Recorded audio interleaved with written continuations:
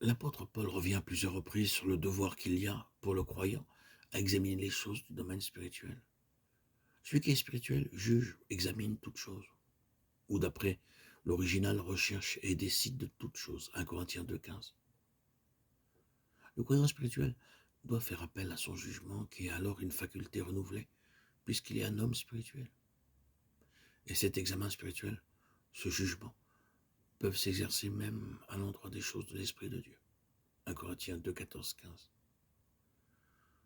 Ceci nous prouve à quel point Dieu honore l'intelligence de l'homme qu'il a recréé en Christ, puisqu'il l'invite à examiner et à juger avec son esprit même ce qui vient de lui. Ainsi, même les choses de l'esprit ne doivent pas être considérées comme divines avant d'avoir été sérieusement examinées. Par conséquent, c'est être en désaccord complet avec les enseignements de l'apôtre que de dire concernant les manifestations anormales et surnaturelles de notre siècle qu'il n'est pas nécessaire de les comprendre et que ce n'est pas là non plus la volonté de Dieu. Celui qui est spirituel juge de toutes choses et notre devoir de croyant est de rejeter tout ce que notre jugement ne peut accepter. Et ce n'est pas seulement dans les choses de l'esprit, les choses du domaine spirituel que le chrétien spirituel est appelé à exercer son discernement, c'est encore en ce qui le concerne. Il doit se juger lui-même.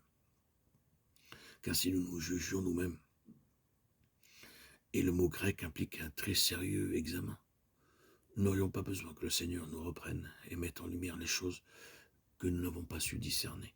1 Corinthiens 11, 31.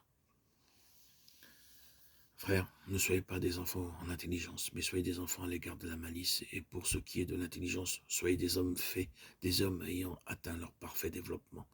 1 Corinthiens 14, 20. C'est encore là le thème de l'apôtre, lorsqu'un peu plus loin il explique aux Corinthiens de quelle façon l'Esprit agit au milieu d'eux.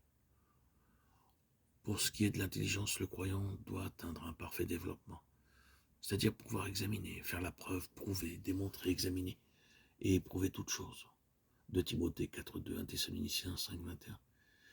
Il doit abonder en connaissances et en toutes sortes de discernements pour distinguer entre une chose et l'autre, afin de se garder pur et de marcher sans broncher jusqu'au jour de Christ.